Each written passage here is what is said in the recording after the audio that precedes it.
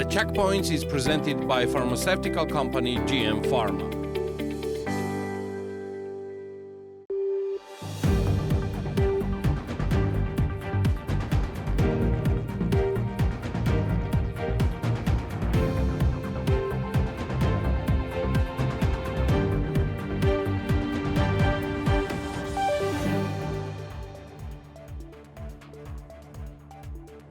In January 2025, paintings worth $481 million were imported to Georgia, making a record high value for painting imports. As a result, paintings also significantly impacted the country's overall import statistics. According to official data, Georgia's imports in January totaled $1.6 billion, reflecting a 45% annual increase. Without the paintings, imports would have been only $1.1 billion, with a growth of just 1.7%. Speculation quickly arose that the imported paintings belonged to Bidzina Ivanishvili. Additionally, a 2024 offshore law allowed the importer to save 244 million Georgian lari in VAT payments. Deputy Minister of Finance Mikhail Dundua addressed this matter in a detailed post, stating that there is nothing wrong if Ivanishvili was behind the law's adoption or if he benefited from the privileges it granted. What's wrong if the law was his idea? And what's wrong if he took advantage of a well-crafted law or will in the future? Where is the cause for outrage here? A properly designed and legally sound law serves all citizens of Georgia equally, the deputy minister declared. For comparison, any package ordered by an ordinary citizen of Georgia that exceeds 300 gal is subject to an 18% VAT. In January, apartment sales in Tbilisi decreased. Also, the total value of sold apartments increased, according to an updated market review by Colliers, Georgia. In January 2025, the number of residential apartment transactions in Tbilisi reached 2,892, marking 7.5% decline compared to January of the previous year. However, the market size grew by 2.9% to 208 million, the report states.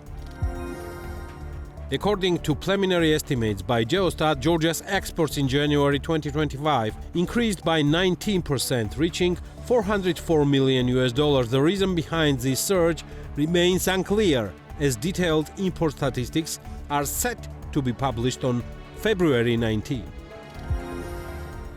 According to the National Bank of Georgia, the country's official international reserves decreased by $18.3 million in January 2025, totaling $4.430 billion. In early basis, reserves have dropped by $423 million. The board of the National Bank of Georgia has appointed Ekaterina Mikabadze, the first vice president of the bank. Additionally, Nino Geladze, a newly elected board member, will move into the executive rank of the National Bank as its vice president. It is worth noting that last week, Mikhail Avelashvili appointed Natia Turnava as the president of the National Bank. Turnava's candidacy was submitted to Avelashvili by the bank's board, which saw 4 new members approved by the Georgian parliament on February 6th. The National Bank's board currently consists of 9 members. According to 2024 Corruption Perception Index released by Transparency International, Georgia's score remains unchanged at 53. The CPI ranks countries on a scale of 0 to 100, with 100 being the highest score. However, Georgia's score is lower than in previous years, 57 in 2016 and 58 in 2018. Since then, the country's ranking has gradually deteriorated, reaching 53 in 2023, a score that remained unchanged in 2024. On February 13th, the Georgian parliament passed a resolution arguing the European Commission to impose sanctions not only on Bidzina Ivanishvili but also on his close associates. Specifically, the resolution calls for sanctions against Ekaterina Khvedelidze, Uta, Alexandre, Tsotne, Bera and Guanza Ivanishvili. Also, Shmagi Kobakhidze, Ucha Mamatsashvili, Natia Turnava, Vano Chkhartishvili, Sulkhan Papashvili, Georgi Kapanadze, Tornike Rizhvadze, Ilya Tsulaia, Kakhaber Bekauri, Lasha Natslishvili, Vasil Maglaperidze, Grigol Liluashvili, Mikhail Chinchaladze, Levan Murusidze, Irakli Rukhadze, Tinatin Berzenishvili, Tamaz Gaiashvili, Anton Obolashvili and Gocha Enukidze.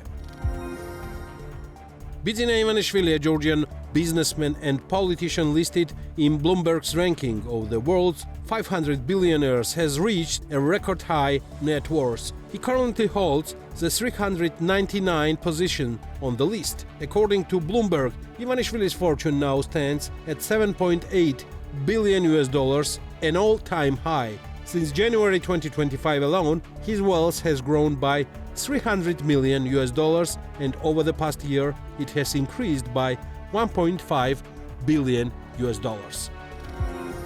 This is The Checkpoints. I'm Elena Guantilashvili, author and the host of the show, and the Checkpoints team is ready to sum up business and economics week for you.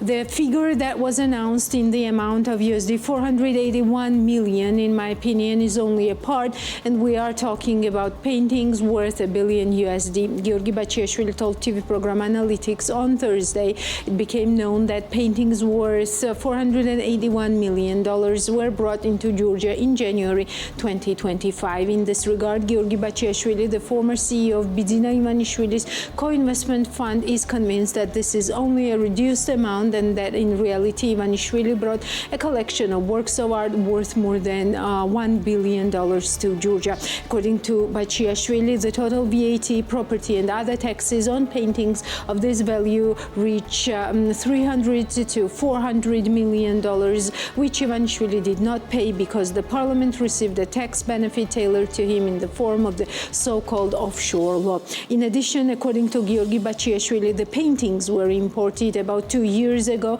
and until now they had been stored in the country under the temporary import procedure, but in January 2025 the temporary import was replaced by the import procedure and the goods were recorded as imported. I know that he imported paintings, and these are paintings that were imported earlier. These were imported 2 or 2.5 years ago, as far as I know. This happened under the temporary import regime, so VAT was not paid. Ivanishvili worked with a similar scheme before, and now they have been imported and declared as direct imports, not temporary imports. Accordingly, this is already a scam that he has these paintings in the country and has not paid taxes, Bachiashvili said. The European Parliament has adopted a resolution titled on the further deterioration of the political situation in Georgia with 400 votes in favor, 63 against and 81 abstentions. The resolution incorporates proposals from MEPs representing 5 political groups. According to the European Parliament's press release, MEPs assert that Georgia's self-proclaimed authorities have no legitimacy, recognizing Salome Zurabishvili as the country's legitimate president, calling for EU sanctions against leading Georgian politicians. The sanctions list includes Bidzina Ivanishvili's spouse Ekaterina Khvedelidze, children Uta Ivanishvili, Tsotne Ivanishvili, Bera Ivanishvili, Guanza Ivanishvili, Ivanishvili's family members Alexandre Ivanishvili, Shmagi Kobakhidze, Ucha Mamatsashvili, governor of the NBG Natia Turnava, TV Imedi owner, businessman Irakli Rukhadze, businessman Ivane Vano Chkhartishvili, businessman Sulkhan Papashvili, businessman Georgi Kapanadze, parliamentarians and businessmen Ilya Tsulaia, Anton Obolashvili and Gocha Enukidze, businessman Tamaz Gaiashvili, chairman of the Communications Commission Kakha Bekauri, head of the State Security Service of Georgia Grigol Liluashvili, director of the Public Broadcasting Service Tinatin Berzenishvili, Deputy Head of the State Broadcasting Service Vasil Maglaperidze, Chairman of the Government of Ajara Tornike Rizhvadze, Judges Mikhail Chinchaladze, Levan Murusidze, a person close to Ivanishvili who is mentioned as a propagandist in various sanctions lists, Lasha Natsvishvili. Like in the previous resolution adopted on Georgia, the European Parliament now demands the sanctions of Bidzina Ivanishvili himself, Irakli Kobakhidze, Kakha Kaladze, Shalva Papuashvili, Vakhtan Gomelauri, and Irakli Garibashvili. Various countries have already sanctioned some of them and are also on the sanctions lists. Joint motion for a resolution tabled by 5 groups on further deterioration of the political situation in Georgia. Amendment 1 by roll call vote. The vote is open. The vote is closed. Rejected. Paragraph 2 in 2 parts. The first part by roll call vote. The vote is open. The vote is closed. Adopted. Second part by show of hands in favor. Against. Abstentions. Adopted. Paragraph 3 original text by roll call vote. The vote is open. The vote is closed. Adopted. Paragraph 4 original text in 2 parts. First part by roll call vote. The vote is open. The vote is closed. Adopted. Second part by show of hands in favor. Against. Abstentions. Adopted. Paragraph 7 original text by roll call vote. The vote is open. The vote is closed. Adopted. Paragraph 8 by roll call vote. The vote is open. The vote is closed. Adopted. Amendment 6 by show of hands in favor. Against. Abstentions. Rejected. So we move to the original text in 2 parts. First part by show of hands in favor. Against. Abstentions. Adopted. Second part by roll call vote. The vote is open. The vote is closed. Adopted. Amendment 2 by roll call vote. The vote is open. The vote is closed.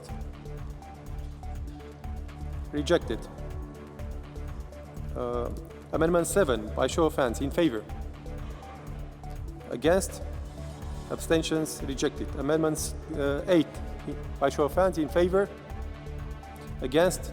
Abstentions. Rejected. Paragraph 23 by roll call vote. The vote is open.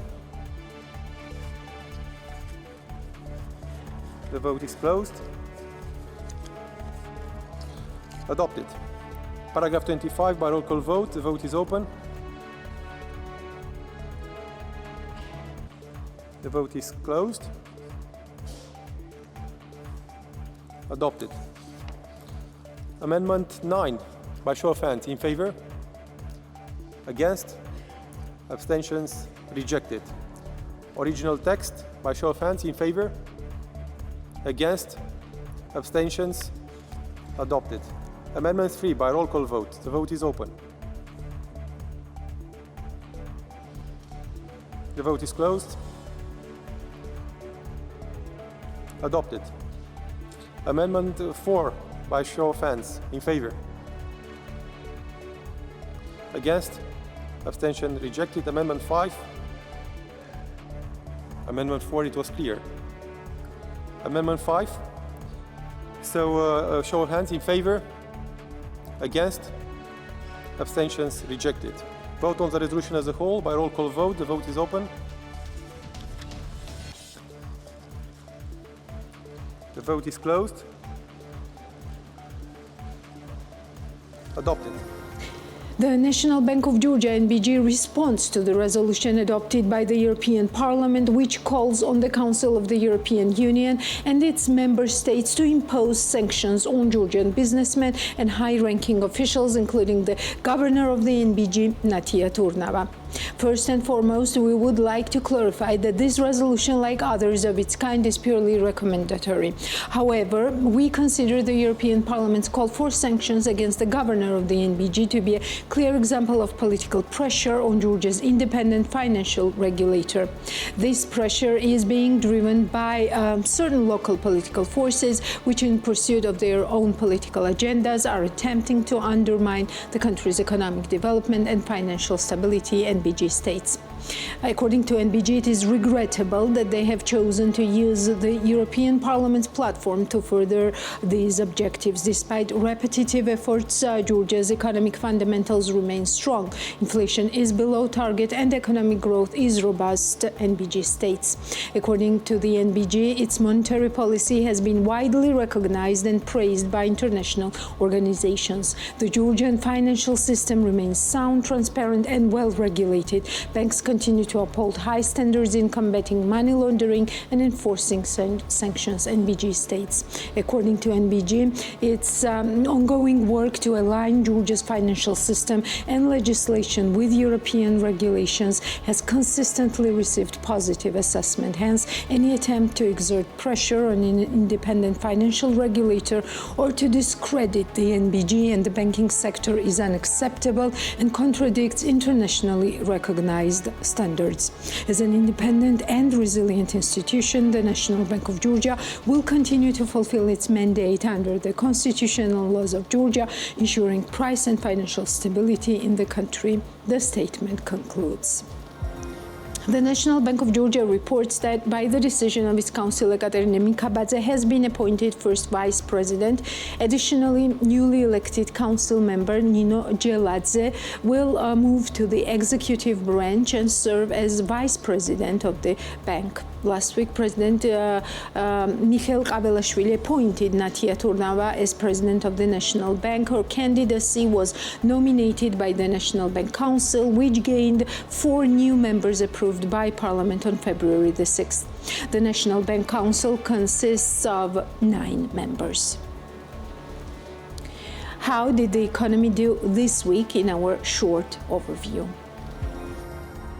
According to the 2024 Corruption Perceptions Index published by Transparency International, Georgia's score remains unchanged at 53. On a scale of 100 points, 53 should be considered average. It's also the lowest score for Georgians since 2015. This result indicates that petty bribery is not widespread in Georgia, although no specific reforms have been implemented either that would be considered a step forward in terms of combating low-level corruption. Important to note that CPI does not measure more complex forms of corruption such as state corruption and kleptocracy, which are the main challenges in terms of corruption for Georgia. Of course, the absence of low-level corruption does not mean that the country has a high level of democracy and that all institutions are functioning properly. In fact, the return of petty bribery is quite possible if systemic reforms are not carried out to build an anti-corruption system and independent institutions, and if a favorable environment is not created for civil society and media. In Q4 2024, the number of Georgian resident travel trips abroad equaled 701,000, which is 4.9% lower compared to the same period of the previous year. Most of the trips, 45.9%, were made by travelers of the age group 31-15. The National Statistics Office of Georgia reported the number of outbound visits by Georgian visits from above-mentioned figure amounted to 562.6 thousand, 7.4% lower compared to the same period of 2023. The majority of outbound visits, 48.2%, were made by visitors of age group 31-50. The number of visits made by women equaled 45% of total number of visits. The majority of outbound visits were made in Turkey and Russian Federation, 2,000 and 110,000 respectively. In 2024, the number of persons receiving pension was 864,000 in Georgia, out of which 70.8% were women and 29.2% were men, according to Johnson. Considering regional distribution, 30.5% of persons receiving pension are from Tbilisi, 15.6% from Imereti, 10.3% from Samegrelo Zemosvaneti, 10.2% from Kwemukartli, 8.6% from Kakheti, and 24.8% from other regions.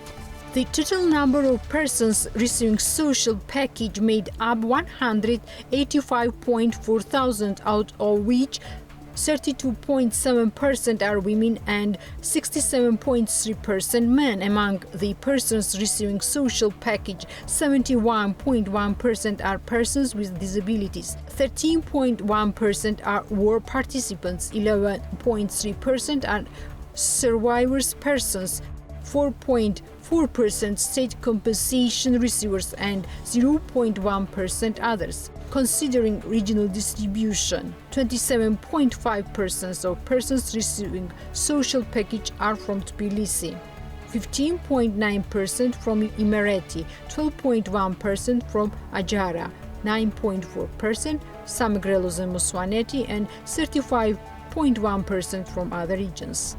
The highest number of registered families was registered in Tbilisi, amounted to 77.1 thousand, while the number of household allowance recipients was 33.2 thousand.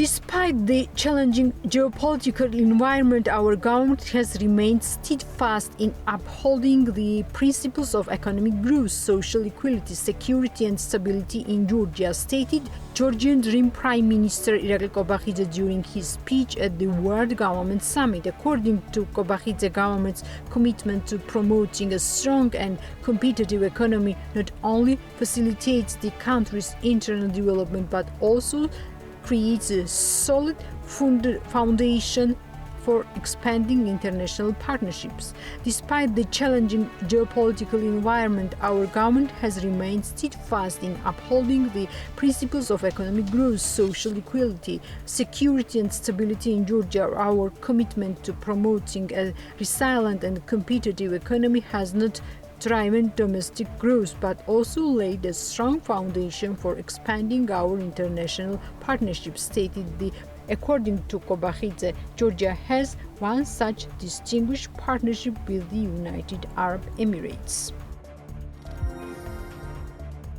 Georgia's pension agency reported that its net assets amounted to 6.3 billion lari based on statistical data as of January 31, 2025, while the total generated assets have reached 1.54 billion lari. According to the agency, the dynamic portfolio leads in the accumulated assets both in nominal and real terms.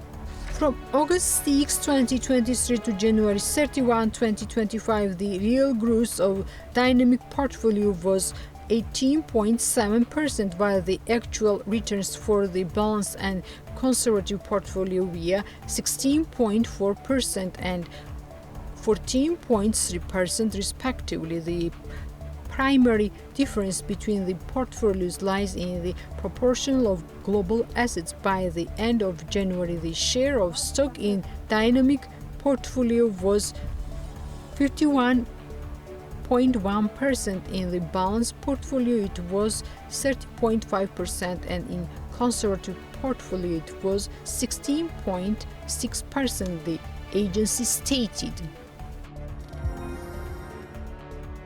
Georgia's Ministry of Economy on Wednesday said that Kutaisi Technology Hub, set to be open in a former parliament building in the western Georgian city of Kutaisi, would be an important project not only for Georgia but in the wider region. Georgia's Deputy Economy Minister Irakli Nadarishvili highlighted the project's scale, which he said would include an international IT and technology school for at least 1,000 students. The technology hub will also house Georgia's largest technology park and industrial innovation laboratory, a 3D printer laboratory, electronics, robotics, drones, STEAM, Internet of Things, viral and augmented reality facilities, as well as other experimental spaces for students and startups.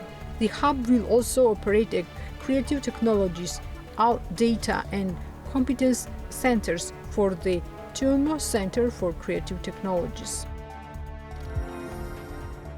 Tbilisi City Hall will allocate up to 10 million lari for transplantation program in 2025 city budget, enabling liver and bone marrow transplant procedures and surgeries to be financed, Tbilisi Mayor Kakakaladze announced during the municipal government meeting. This initiative is part of City Hall's ongoing efforts to implement various social and health programs, as Kaladze emphasized. There are still families and people who need our assistance and support, he noted. Tbilisi Mayor explained that City Hall allocated funds will be used to cover the costs of transplantation procedures, with each patient set to receive between 10,000 lari to 235,000 lari. In 2024, the City Hall financed 101 cases totaling 7.5 million lari, which were transferred to both Georgian and foreign clinics. Since the program's inception in 2018, the municipal government has financed 50 liver transplantation surgeries. On February 11, the European Court of Human Rights ruled against Georgia in the so-called cable case, Klonti and others versus Georgia, finding violations of the European Convention on Human Rights regarding the right to a fair trial. The case involved 5 former Defense Ministry and General Staff officials who were charged with misspending 4.1 million lari in an alleged sham tender in 2013 on a fiber optic cable in 2014. They denied charges. The Tbilisi City Court sentenced them to 7 years in prison for the alleged embezzlement of approximately 4 million lari. After several reclassifications of their charges, President Giorgi Margvelashvili pardoned them and they were released in 2017. Despite their release, the applicants took their case to the European Court of Human Rights, arguing that their trial had been unfair due to the sudden and unknown reclassification of the charges, as well as the withholding of key prosecution evidence. The ECHR found that the applicants' rights to be informed in detail of the nature and reasons of the charges against them and to have sufficient time and adequate conditions for the exercise of their rights of defense had been violated. The controversial so-called cable case led to the first major split within the Georgian Dream ruling coalition and the firing of Defense Minister Irakli Alassania, followed by resignations of his 2 allies from cabinet posts in 2016. Alassania has been denouncing charges against the Ministry of Defense officials as politically motivated, which also aimed at targeting him as the defense minister. The rift resulted in Alassania's Free Democrats leaving the GD coalition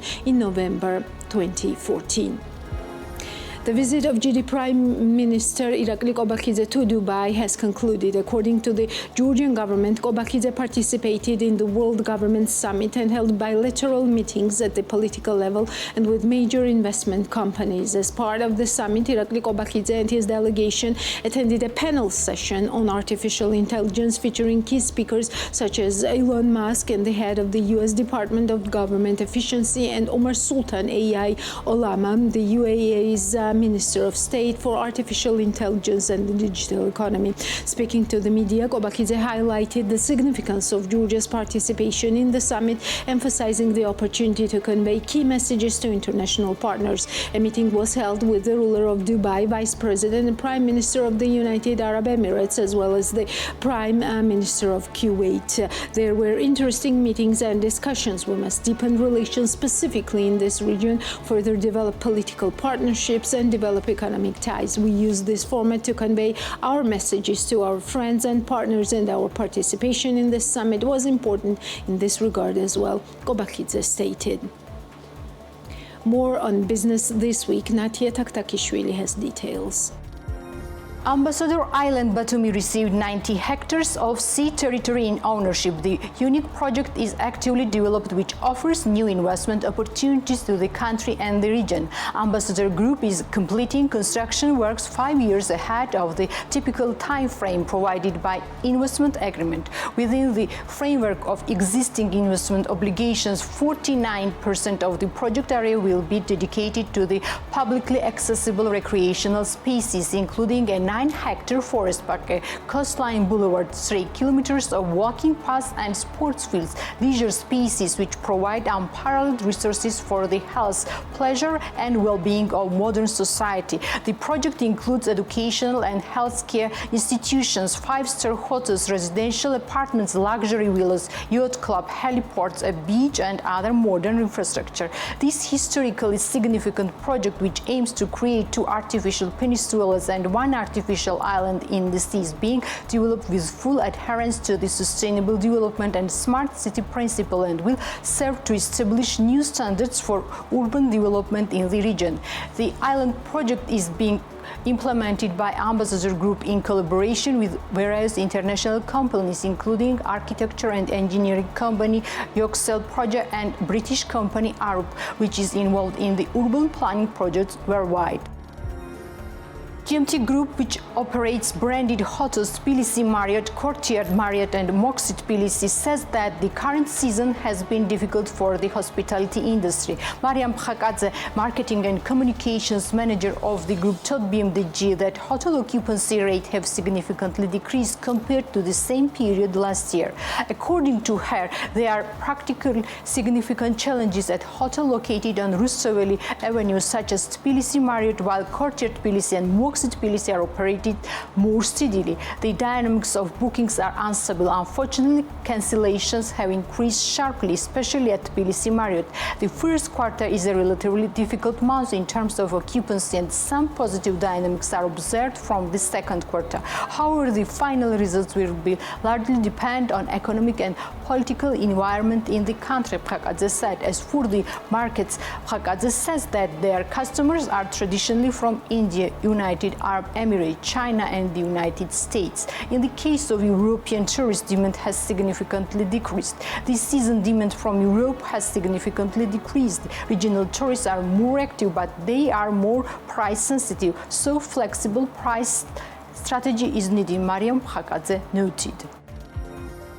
For the first time in the Trans-Caucasus region, trucks, commercial vehicles and buses will all be served at a single location. The Tegeta branded multifunctional service center is located on Didi Romi LA Tbilisi bypass road, built to the standards of German manufacturer MAN. The facility accommodates both transit and local vehicles. Spanning more than 4 hectares, this regional hub offers automotive services using state-of-the-art equipment. Customers will be able to access a wide range of high-standard services for the first time in Georgia, among them trunks, painting, bodywork and maintenance of refrigeration systems, in addition to repair and diesel maintenance. This facility is unique in the region. The majority of the center, including the showroom and main service area, are already operational, with the service area expected to be fully operational by fall this year. The overall investment for the project exceeds 80 million lari.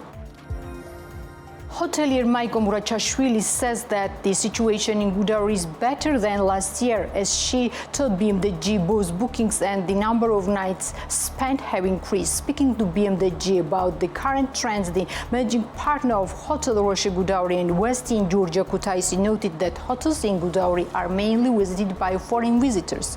In Gudauri, the average daily rate has increased compared to last year, and the occupancy rate in the booking area has also grown. For example, in January last year, we had about 56%, and today we have already exceeded 81%.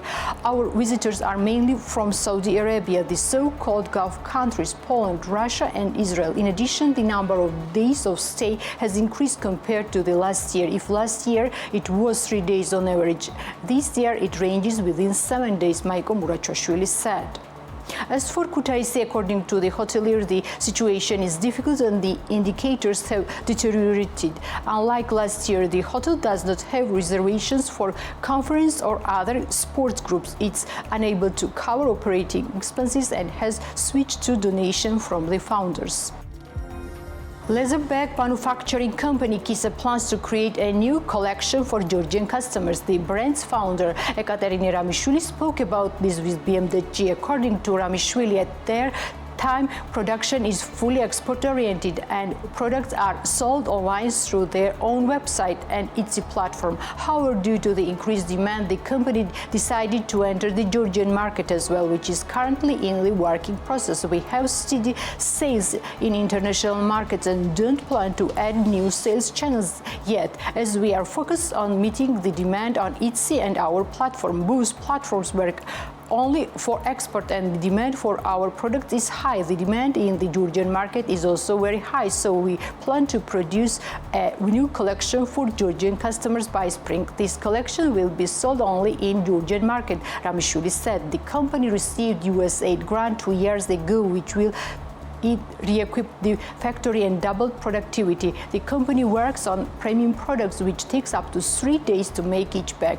The minimum price for natural leather products starts from $180. Kisa is a Georgian brand that produces leather bags inspired by traditional Georgian leather purses. The brand creates its first products in 2018, and after 6 years, it has achieved international success. Wine company Toreli Winery is working on expanding export markets. Nika Javakhishvili, co-founder of a small business, spoke about this with BMDG. Toreli Winery is a family business located in Saguramo, which appeared on the market in 2021. At the moment, the winery produces 6 types of clay wines and employs 6 people in the winery. According to the co-founder of the company, the main share of their wines is sold in Europe, namely in Germany and Netherlands. This year, the winery is planning to enter Italy, Czech Republic, and Scandinavia. We are a small winery that produces from 5,000 to 10,000 bottles of which per year. We have both Kakhetian varieties as well as Kartli and Emiratian varieties. We don't have vineyards. We order grapes from friendly farmers. We have a warehouse in Holland from which we can supply Europe. In addition, we are negotiating with new export markets. Wine bars are interested. We intend to enter the Italian, Czech, and Scandinavian markets, although in the case of Scandinavia, there are some bureaucratic issues to resolve. The goal is to exploit the HoReCa sector throughout Europe, Javakhishvili said. As for the price of wine, the cost of Toreli wine is within 40 lari on the local market and over 10 euros on the international market. He said that despite the company's plans to diversify exports, increasing productivity is not on the agenda so that the winery can maintain its quality. The gastro-tourist space Laguani Winery, located in Akhmeta, has been temporarily shut down. Founder Sanata Titsuashvili told BMDG that the decision was made due to the lack of tourists. According to her, the winery previously hosted guests from all over the world. However, in the light of events taking place in the country, their winery has not received any guests since the New Year. We had tourists from all over the world, but after the New Year, I have not seen anyone. There are no tourists. Demand has also dropped in the light of the events taking place in the country. That's why we closed the cellar in Akhmeta and moved to Tbilisi. At this stage, I'm taking a break and I'm studying French cuisine so that later I can develop the series and offer new products to the customers, the founder of the winery said. Laguani Winery is a gastronomic space located in Akhmeta. The winery produces 5 types of Kakhetian wines. The winery employs 5 people permanently and increases the workforce during the season. LLC Rancho Gardabani plans to produce cheese and iron. The company's lawyer Armas Khardziani spoke to BMDG about this. According to him, the company has already built a plant and also purchased a cheese and iron production machine. According to the Khardziani, the company invested $140,000 USD to build the plant and spent 75,000 euros to acquire the equipment. We bought a cheese and iron production machine. However, at the first stage, we plan to produce iron because we we have other ideas about cheese. We are going to produce Sulguni using Svanetian technology. At this stage, re-equipment is needed to turn the enterprise into a factory. Production will be launched in the spring, Armas Khartziani said. According to the lawyer of Rancho Gardabani, negotiations are currently underway with the company Nicora, and it's likely that after reaching an agreement, their products will be sold in the chain markets. Rancho Gardabani has a judge cattle farm in Gardabani for 3 years. The farm currently produces up to 800 liters of milk per day. This year, it plans to increase its productivity to over 3 tons. The fifth president of Georgia, Salome Zurabishvili, will visit the Federal Republic of Germany today and participate in the Munich Security Conference. According to Zurabishvili's press office, she will hold high-level bilateral meetings with European leaders and the U.S. delegation. Additionally, meetings are planned in Munich with representatives of the European Union and other international organizations. Salome Zurabishvili will take part in panel discussions at the Munich conference, including Georgia in the spotlight and Russia's hybrid tactics, where she will discuss the current situation and challenges in the country. According to the press office, Zurabishvili will also meet with the representatives of the Georgian diaspora in Munich. And that's all for today. We'll meet next Sunday, but before that, follow us and check us out daily on bm.g for more news and analysis on business and economics in Georgia, in the region, and beyond.